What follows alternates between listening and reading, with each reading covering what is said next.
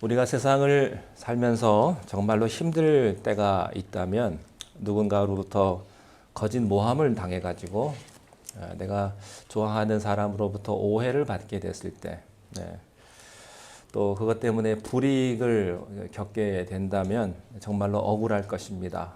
그리고 분하겠죠.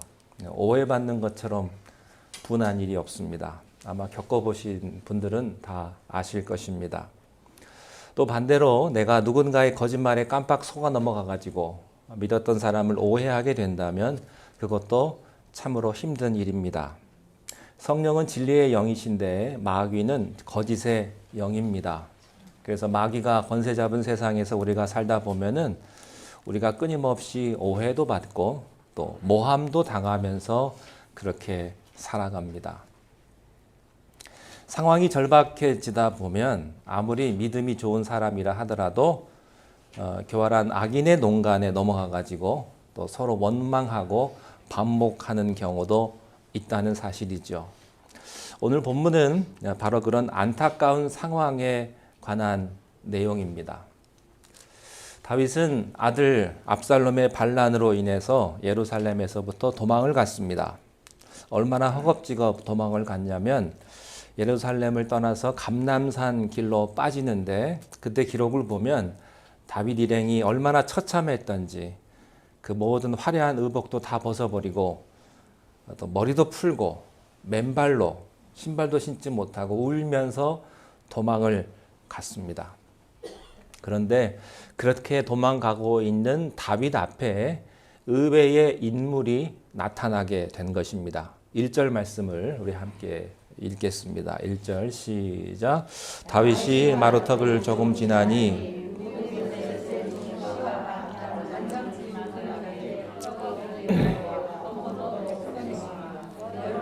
백개와 포도주 한 가죽 부대를 싣고 다윗을 만느니라. 여기 마루턱은 감람산 꼭대기를 가리키는 말입니다. 여러분 감람나무가 뭔지 아십니까? 올리브 나무입니다. 올리브가 굉장히 많았던 산이었던 것 같습니다. 그 감람산 꼭대기를 향해서 이제 올라가고 있었던 것이죠. 급하게 도망을 가서 여러분 산을 한번 올라 보셨습니까? 보통 가도 힘이 드는데 도망가면서 산 꼭대기로 도망을 가니 얼마나 지치고 힘들었겠습니까? 도망갈 때 뭐 가지고 갔을까요? 신발도 못 신고 옷도 제대로 못 입고 도망을 가는데 물이 어디 있으며 음식이 어디 있겠습니까? 근데 그때 무비보셋의 종 시바가 많은 식량과 음료수를 가지고 그 일행을 맞이한 것입니다. 아주 적절한 때에 그것이 주어진 아주 최상의 선물이지요. 근데 다윗이 여기에서 의외의 반응을 보입니다. 2절을 한번 보시기 바랍니다. 2절 시작. 왕이 시바에게 이르되 내가 무슨 뜻으로 이것을 가져왔느냐 하니 시바가 이르되 나귀는 왕의 가족들이 타게 하고 떡과 과일은 청년들이 먹게 하고 포도주는 들에서 피곤한 자들에게 마시게 하려 함이니이다. 무슨 뜻으로 왔느냐? Why? 다윗이 의심을 하는 겁니다. 아마 평소에 신뢰하던 신하였다면 반응이 달랐을 거라고 생각을 합니다. 이렇게 목마르고 힘든 때에 먹을 것을 갖고 왔고 음료수를 가져왔으니까 땡큐 하고 받아야 되지 않겠습니까? 그런데 그렇게 얘기하지 않고 why? 왜 가지고 왔냐? 의외의 반응을 보이는데 이것은 아마 평소에 다윗과 시바가 뭔가 껄끄러웠다고 하는 그런 이야기죠. 뭔가 썸띵이 있었습니다. 우리는 이것을 알기 위해서 10년 전으로 돌아가 볼 필요가 있습니다. 다윗과 무비보셋과 또 시바가 처음 만났던 때를 회상해야 되는데 그때가 바로 사무엘상 9장에 나타나는 말씀입니다. 요약하면 이렇습니다. 사울이 죽고 다윗이 왕위에 올라가서도 처음 7년은 사울의 잔당 세력과 내전을 거쳐가지고 나라를 통일을 했습니다. 그리고 그 다음 10년은요, 외세의 세력과 정복 전쟁을 해서 그때야 비로소 통일 왕국의 다윗 왕조가 안정이 됩니다. 다윗이 올라가자마자 왕이 올라가자마자 이스라엘 왕조가 안정이 된 것이 아니고 17년이라고 하는 기나긴 전쟁을 통해서 드디어 이스라엘 왕조가 다윗 왕조가 안정을 찾게 되었을 때였습니다. 그리고 나서 다윗이 예루살렘 성읍에 들어와 가지고 첫 번째 한 일이 있습니다. 그게 뭐냐면 사울의 남은 핏줄을 찾아라 하는 것이었습니다. 그 말을 들은 부하들은요, 다들 그냥 얼어붙었어요. 왜 얼어붙었을까요?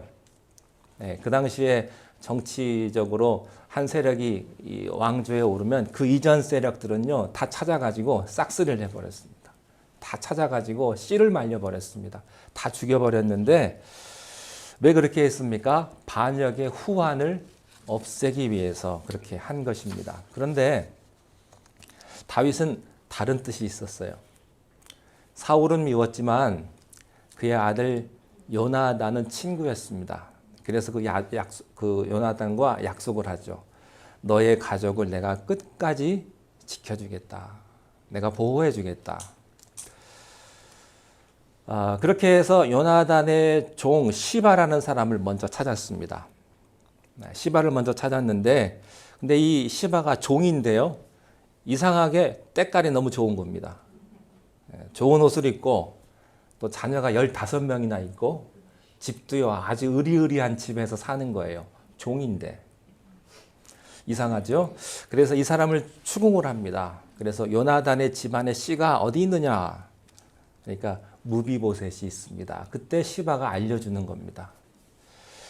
그 무비보셋은 평안하느냐라고 물어보니까 이렇게 대답을 하는 것입니다. 무비보셋은 유모의 등에 업혀가지고 도망가다가 넘어져가지고 두 다리를 절게 되었습니다. 이렇게 이야기를 하는 거죠. 여러분, 요즘에도 장애를 가진 사람은요, 세상을 살아나가는 게 쉽지가 않습니다. 그러나 고대 시대에는요, 장애인에게는 굉장히 혹독했어요. 엄청난 차별이 장애를 가진 사람에게 있었습니다. 게다가 무비보셋은요, 망한 집안입니다. 망한 집안. 그래서 조용히 무비보셋이 살고 있는데 이 시바 때문에 무비보셋의 정체가 드러났습니다. 다윗의 군대가 갔습니다. 그리고 무비보셋을 데리고 왔습니다. 무비보셋은 조마조마했어요. 속으로 이렇게 생각했을 거예요. 야, 나는 죽었다. 나는 죽었다. 그런데 다윗이요, 어떻게 합니까? 반대로 무비보셋에게 재산도 주고 명예도 주고 명예도 다 회복시켜주고 그리고 또 매일 아침마다 아침 밥상에서 함께 밥을 먹겠다 이렇게 선포를 하는 겁니다. 여러분, 다른 사람하고 점심 저녁은 먹을 수 있어도요, 아침 먹는 건 쉽지 않아요. 여러분이 누구하고 아침밥을 먹는다, 그건 보통 사이가 아닙니다. 굉장히 친한 사이고요, 가까운 사이예요. 다윗이 그렇게 하는 거예요. 내가 이 사람하고 아침밥을 먹겠다. 일어나서 함께 자고 그런 의미까지 다 포함이 된 겁니다. 제가 목회 시작하면서 제가 그런 목회자로서의 상상을 한 적이 있어요. 교회 새벽 예배 끝나고 교인들 한 사람 한 사람 다 불러가가지고 우리 집에서 아침밥을 한 번씩 꼭 대접해야지. 그런 생각을 사실은 했었습니다. 여러분, 아침밥이라는 게 보통 의미가 다른 거예요. 그런데 다윗이 그만큼 무비보셋을 생각했다는 사실입니다. 또 하나 시바는요, 이 종인데 무비보셋은 아주 가난하게 살고 있어요. 그 이유가 뭘까요? 이 시바라는 종이 사울의 재산을 자기가 착복한 것입니다.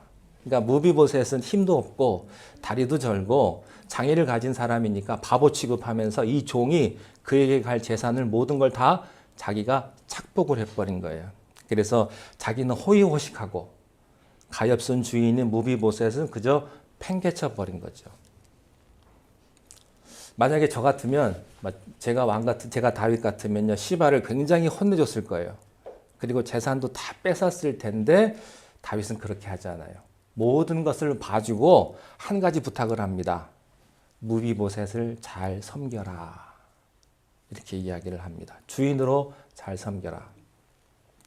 자, 그렇게 해서 10년의 세월이 지났는데 지금 압살롬의 반역 사건이 터진 거예요. 그런데 그런 시바가 자기 앞에 딱 나타나 가지고 식량도 바치고 음료도 바치고 하니까 의심이 들지요. 그래서 너 이거 왜 가지고 왔느냐? 무슨 의도로 이것을 나에게 가지고 왔느냐? 하는 겁니다. 시바가 이렇게 대답을 합니다. 나귀는 왕과 그 가족들을 위한 것이고 떡과 과일은 청년들을 위한 것이고 포도주는 피곤한 자들을 위해서 준비한 것입니다. 무슨 뜻입니까? 저는 아무 의도 없습니다. 아주 순수합니다. 그러니까 다윗이요 더 의심스러운 거예요. 이 사람이 이럴 사람이 아닌데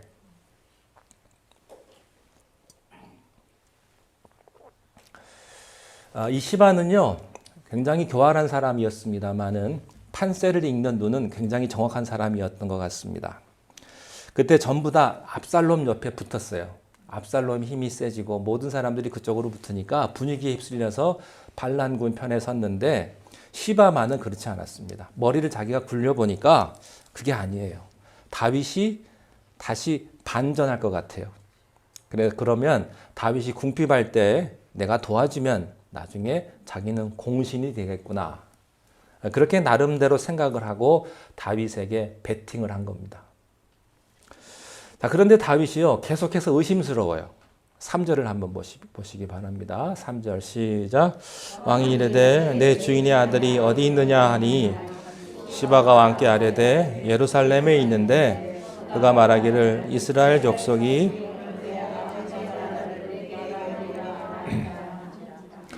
네 주인 요나단의 아들 무비보셋은 너의 주인이다. 너는 종이다. 그 주인이 어디 있느냐라고 이렇게 물은 거죠. 그 말의 뜻은 무엇이냐면 혹시 무비보셋이 보낸 건 아니냐 그런 뜻입니다. 그런데 이 시바가요 무비보셋에 대해서 물어보니까 기다렸다는 듯이 자기 주인을 모함을 합니다. 이 무비보셋을 모함을 하는 거예요. 참 교활한 인물이에요. 자기가 먼저 자기 주인에 대한 이야기를 꺼냈다면 눈치를 금방 챘을 텐데 끝까지 얘기를 안 하고 있다가 다윗이 물어보니까 대답하는 것처럼 해가지고 모함을 하는 것입니다. 시바가 말합니다. 우리 주인 무비보셋은 예루살렘에서 기다리겠답니다. 예루살렘을 떠나지 않겠답니다. 이 말은 무슨 말이에요? 반란군 편에 서겠다 그런 뜻이죠. 거기다가 한술 더 떠서 우리 주인이 말하기를 이스라엘 사람들이 이 반란군이 어떤 기회가 되어가지고 우리 주인의 아버지 요나단의 나라를 우리 주인에게 다시 되돌려 줄 것을 기대하고 계십니다. 야, 이게 무슨 소리입니까? 그러니까 압살롬이 반란을 일으켜가지고 무비보셋에게 왕위를 이렇게 물려줄 것이라는 것을 기대하고 있습니다. 그렇게 모함을 하는 거예요. 이게 말이 되지 않는 소리죠. 여러분 지금 시바는요. 다윗이 가장 두려워하는 영린을 건드려 버린 거예요. 무엇보다도 그렇게 은혜를 베푼 무비보셋이 반란군과 함께 했다고 하는 것은요. 다윗에게는 너무나 큰 아픔이었습니다.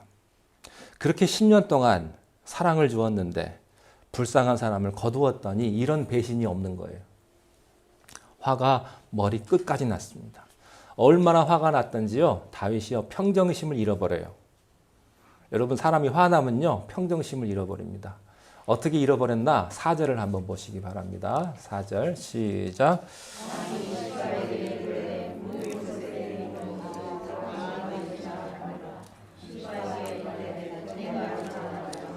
내 주왕이여 내가 왕 앞에서 은혜를 입게 하옵소서 하니라. 이 엄청난 결정을 다윗이 내버립니다. 그것은 무비보셋에게 주었던 모든 것, 모든 재산을 빼앗아서 시바에게 주라 하는 거예요. 다윗이 무비보셋에게 얼마나 큰 배신감을 느꼈는지 알 수가 있습니다. 그런데 얼마 지나지 않아 시바의 거짓말이 드러나게 됩니다. 여러분 이 시바 같은 사악한 사람들이요 우리 주변에 살다 보면 굉장히 많습니다. 이웃의 어려움을 악용해가지고 자기의 이익을 달성하는 그런 사람들이 있어요. 요한계시록 12장 10절 말씀에 보면 마귀는 형제를 참소하는 자다라고 말씀했습니다.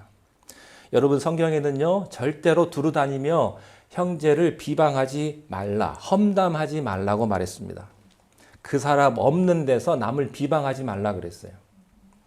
그것은 자기를 망치고 관계를 망치고 교회를 무너뜨리고 사회를 병들게 하는 무서운 사탄의 술책이라고 했습니다. 여러분, 성령은 진리의 영입니다. 여러분, 어떤 경우에도 그 사람 없는 데서 그 사람을 비방하고 험담하고 형제를 모함해서는 안 되는 것이죠. 하나님께서 그런 사람을 반드시 심판하실 것입니다. 여러분, 할 말 있으면요, 그 사람 앞에 가서 하세요. 비겁하게 딴 데 가가지고 그 사람 뒤통수 치지 마시고, 불만 있으면 그 사람한테 가서 하세요. 딴 사람한테 가서 얘기하지 마십시오. 자, 그런데 이 다윗이 시바의 말에 속아가지고 이런 결정을 내렸는데, 이런 일을 잘 처리하려면 어떻게 해야 될까요? 우선 시바가 준 선물은 고맙게 받고, 왜냐하면 상황이 그러니까. 이때는 자존심 내세울 것도 없어요. 도망가고 있고 먹을 것도 없고 물도 없는데 물 갖고 왔으니 마셔야죠. 그 선물은 잘 받고, 그 다음에 무비보셋의 문제는요, 나중에 둘 다 들어보고 결정하면 되는 거예요. 근데 사람이 화가 나니까 두 사람 얘기를 들어보지도 않고, 여러분 혹시 그런 적 없어요? 이 사람 얘기 들어보고 저 사람 가서 확인을 하고 두 사람 얘기를 들어보고 판단을 해야 되는데 너무너무 화가 나니까 거기서 결정을 딱 해버리는 거예요. 다윗이 그랬다고요. 여러분, 한 사람 말만 들어보면 안 돼요. 양쪽 얘기 다 들어봐야 돼요. 그렇게 미뤄도 될 문제를 다윗이 그 자리에서 결정을 해버렸는데 왜 이렇게 경솔한 결정을 해버렸을까 하는 겁니다. 어떻게 그렇게 시바의 말에 쉽게 넘어갈 수 있을까? 이 시바가 조금 이상한 사람이라는 건 다윗도 알고 있었거든요. 이 시바가 조금 믿을 수 없는 사람이라는 것을 다윗이 알고 있었는데 왜 이 사람의 말에 이렇게 쉽게 넘어갔느냐 말이죠. 냉정하게 말하면요, 이게 말이 되지 않아요. 시바의 말은. 그 당시에 절름발이는요, 왕이 될 수가 없어요. 왕은 군사적으로도 힘이 있어야 돼요. 그런 사람이 왕이 되는 거예요. 고대 시대에는. 게다가 압살롬이 무비보셋을 왕으로 세우기 위해서 그가 그렇게 노력을 해가지고 쿠데타를 일으켰습니까? 말이 안 됩니다. 상식적으로. 문제는 뭐냐면 지금 다윗이요, 몸과 마음이 정상 컨디션이 아니라는 거예요. 지금 다윗의 나이가 60입니다. 아들 압살롬의 반역에 의해서 그가 쇼크를 받을 만큼 받은 거예요. 아들이 쿠데타를 일으켰으니 그가 받은 충격이 얼마나 크겠습니까? 게다가 하루아침에 예루살렘을 내어주고 먹을 것, 입을 것도 없이 맨발로 백성들과 함께 산을 넘어서 도망갑니다. 그리고 지금 상황은요, 모든 사람들을 의심해야 되는 그런 상황이에요. 내 편인지 반란군 편인지. 지금 다윗의 멘탈이요, 말이 아닙니다. 말이 아니에요. 극도의 스트레스에 그가 빠져 있다고 하는 사실입니다. 여러분, 원래 우리가 아는 것은요, 완전하지가 않습니다. 다 부분적이에요. 여러분이 아는 것은요, 완전하지 않아요. 다 부분적으로 아는 거예요. 여러분들이 저에 대해서 얼마나 알아요? 다 부분적으로 아는 거지. 보여지는 것만 아는 거예요. 마찬가지예요. 우리가 세상에서 완전하게 아는 것은 하나도 없어요. 하나님밖에 없습니다. 여러분이 아는 게 전부가 아니라고요. 그래서 우리의 인간관계가 얼마나 참 깨어지기 쉬운 것입니까? 조금만 잘못하면 오해할 수가 있고요. 그래서 내가 오해하면 10년 우정도 한순간에 원수로 바뀔 수가 있거든요. 그런데 지금 다윗처럼 지치고 힘든 상황에서는요, 또 어떻게 되냐면 귀가 얇아져가지고 모든 게 의심스럽고 모든 게 부정적으로 보이게 되는데, 근데 누가 한마디만 툭 던지면요, 그냥 팍 떠는 거예요. 여러분 같으면 어떻게 하시겠어요? 여러분이 지금 다윗이다. 다윗의 상황이다.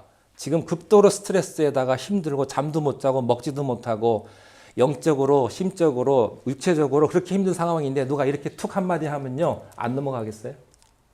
넘어가지.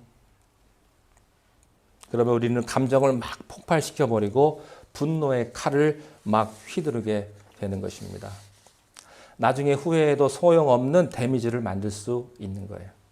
그래서 지금 다윗처럼 몸과 마음이 이렇게 지쳐 있을 때는요, 중요한 결정을 내리면 안 돼요.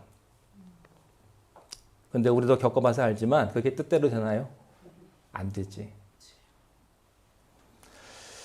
믿지 못했던 시바가 가지고 온 선물에는 고마웠을 것이고 진짜로 믿었던 무비보셋에게는 배신의 마음이 생겼을 것입니다. 그래서 모든 재산을 다 시바가 가지라고 이런 파괴적인 결정을 해버리는 거예요. 이것은 오래전에 요나단과의 약속을 깨버리는 것이었습니다. 여러분, 왕의 결정은요, 데미지가 커요. 왕이 말 함부로 하면 안 됩니다. 대통령은 말 한마디 한마디를 조심스럽게 해야 됩니다. 근데 지금 다윗의 상황은요, 죽느냐 사느냐 절대의 위기예요. 굉장히 선하고 인자하고 지혜롭던 다윗이 지금 상황이 너무나 안 좋으니까 잘못된 그리고 성급한 결정을 내려버린 거예요. 몸과 마음이 지쳤어요. 극도로 예민해졌습니다. 그러니까 다윗 특유의 여유와 선함이 다 사라져버린 거예요. 안타깝게도 너무나 많은 사람들이 다윗처럼 이런 극도로 상태가 안 좋을 때 인생의 중요한 결정을 내려버립니다. 여러분, 이때 내린 결정은요, 열의 9은 반드시 후회할 결정을 하죠.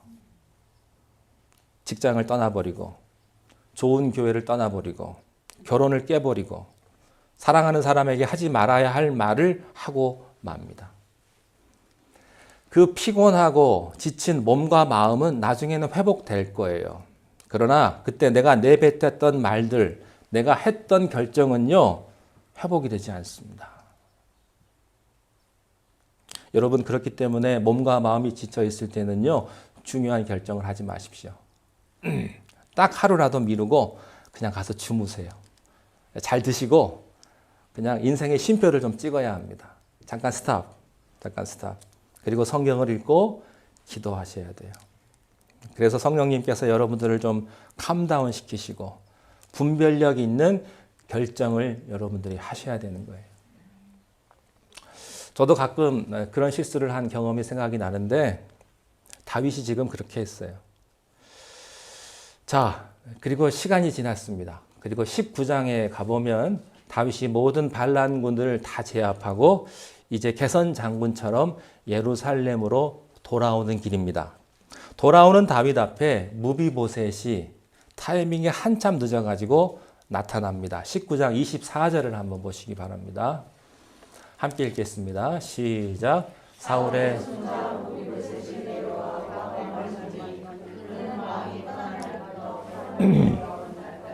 그의 발을 아니하고 그의 수염을 깎지 아니하며 옷을 빨지 그의 몰골이 아닙니다. 다윗이 예루살렘을 떠난 뒤부터 발도 안 씻고 수염도 안 깎고 발은 왜 안 씻었는지 모르겠어요. 근데 어쨌든 발도 안 씻고 수염도 안 깎고 옷도 빨아 입지 않았어요. 뭔가 분위기가 다르죠? 시바의 말대로라고 한다면 오히려 더 좋아야 될 텐데 자기가 떠난 이후에 그렇게 안 좋았다는 거예요. 그런데도 다윗은 시바의 모함을 들었기 때문에 마음이 안 풀려요. 그래서 보자마자 이렇게 말합니다. 야, 너 내가 반란군에 쫓겨나갈 때 콧배기도 안 보이더니 지금 어디 있었냐? 이렇게 물어봐요. 그랬더니 이 가엾은 무비보셋이 화들짝 놀라면서 왕 앞에 엎드려서 자기를 해명을 합니다. 26절과 27절을 함께 읽겠습니다. 시작. 대답하되 내 주왕이여 왕의 종인 나를 다윗을 젊으로 내 나귀에 안장을 지워 그 위에 타고 왕과 함께 가려 하였더니 내 종이 나를 속이고 종인 나를 내 주왕께 모함하였나이다. 내 주왕께서는 하나님의 사자와 같으시니 왕의 처분대로 그랬어요. 무비보셋은요, 장애가 있었기 때문에 빨리 도망가야 그렇다는 그런 상황에 빨리빨리 움직일 수가 없었던 것이죠. 다윗을 따라갈 수가 없었던 것입니다. 그래서 나귀에 음식과 포도주를 준비해가지고 가려는데 종 시바가 나타나가지고 주인은 여기 계시라고. 몸도 불편한데 어디 가냐고. 그러고 시바가 자기만 간 거예요. 주인은 놔두고. 그러니까 무비보셋이 졸지에 다 뒤집어 쓴 겁니다. 자, 이제 곤욕스러운 진실 게임이 시작이 됩니다. 똑같은 상황을 놓고 시바와 무비보셋이 정반대의 진술을 한 겁니다. 둘 중 하나는 거짓말이죠. 그런데 다행스럽게도 반란을 평정하고 돌아온 다윗은요, 도망갈 때보다 훨씬 더 마음의 여유를 가지고 있었어요. 우리가 나중에 또 보겠습니다만 다윗이 압살롬 때문에 도망갈 때 시편을 많이 썼거든요. 그게 시편 3편, 4편 이게 다 그때 쓴 거예요.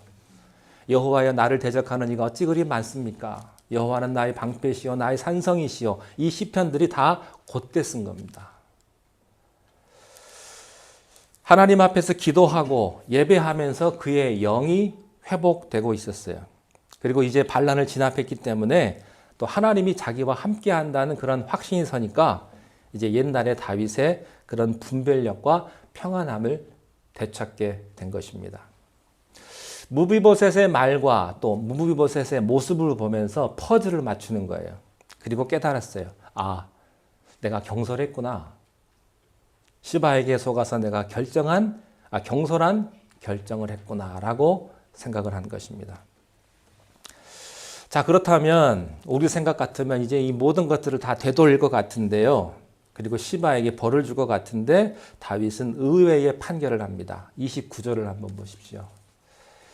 자, 29절 함께 읽겠습니다. 시작. 왕이 그에게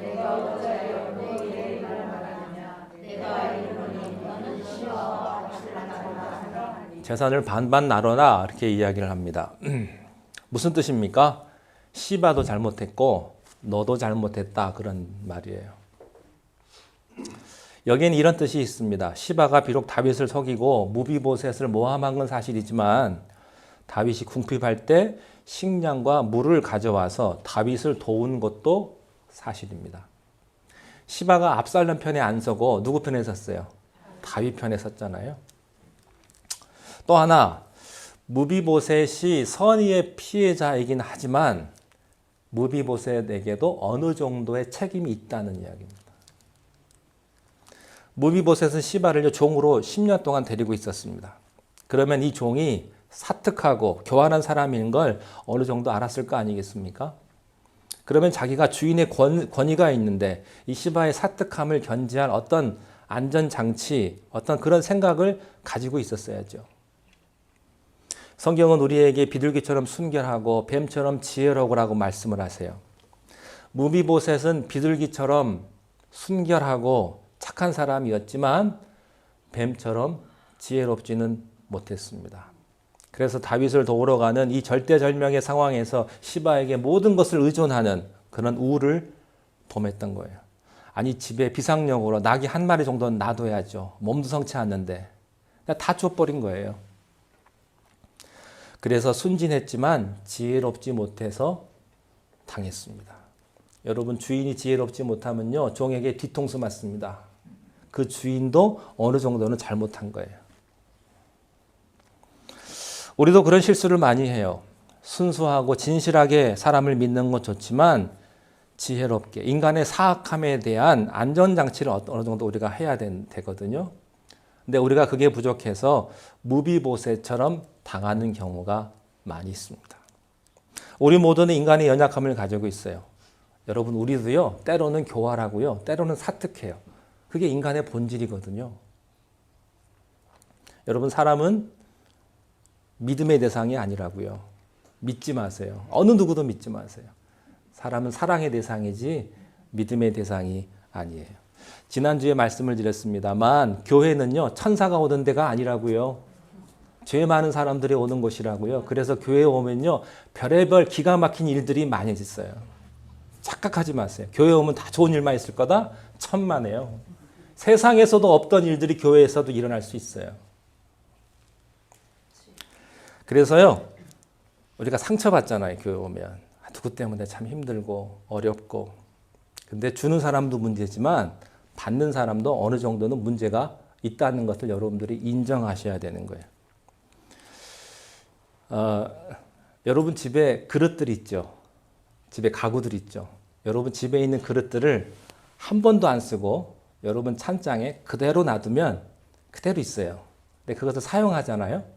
그러면 이게 부딪히고 그러면 스크래치도 나고 깨지기도 하고, 그렇죠. 그걸 가리켜 상처라고 하는 거예요. 우리가 교회에 와서 사람들과 만나서 관계를 맺고 말을 하다 보면 사람들은 다 모난 데가 있거든요. 그러다 보면 그게 때로는 나에게는 상처로 올 때가 있어요. 근데 대개 보면 준 사람은 기억을 못 해요. 받은 사람은 확실하게 기억을 하지. 제가 가끔 제가 설교한 내용을 제가 들어요. 제가 듣는데 내 목소리 아니야.